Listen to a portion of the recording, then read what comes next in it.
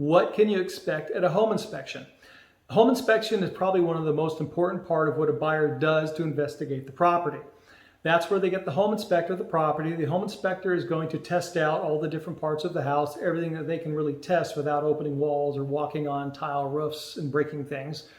They're going to be inspecting the outlets, flipping light switches, opening windows, running all of the plumbing and testing the air and the heat, climbing the attic, maybe under the crawl space, depending on how old the property is, things like that.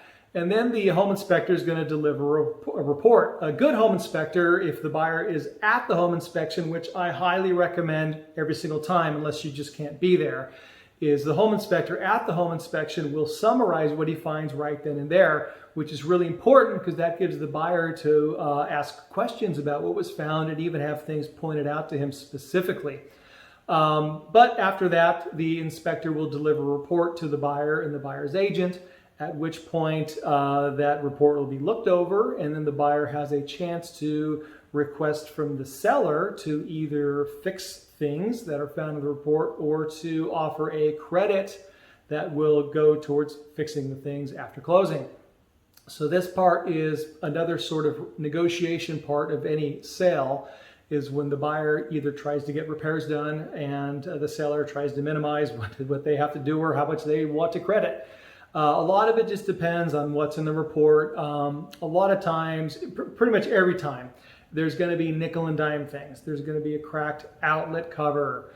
There's going to be a tiny leak at the sink faucet when you lift the handle. Things that can be fixed for relatively very, very cheaply by making a quick run to Home Depot.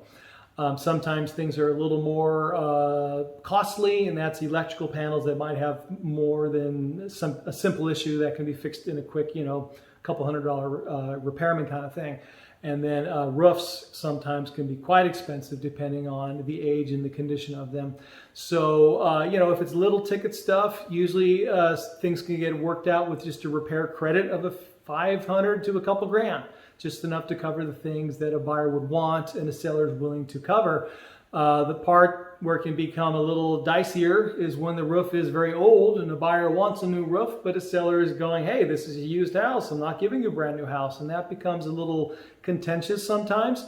But really at the end of the day, it is buyer and seller being able to work together towards something that benefits both. It's not about one party winning over the other. It really is about both parties winning and coming up with a solution that makes sense for everybody.